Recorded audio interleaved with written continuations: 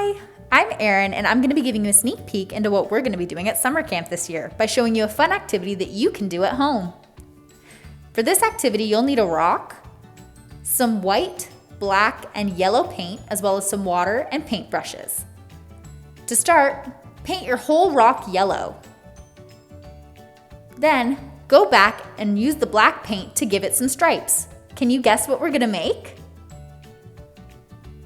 Put 2 white dots on one end of the rock. Then put 2 black dots over top of those white dots. Now it's time to draw some wings down the back of your rock. Fill them in with yellow paint. Once the paint is dry, go back in and give it some detail with black paint. And there you have it, a wonderful bumblebee friend that you can visit in the garden. What will you name your bumblebee?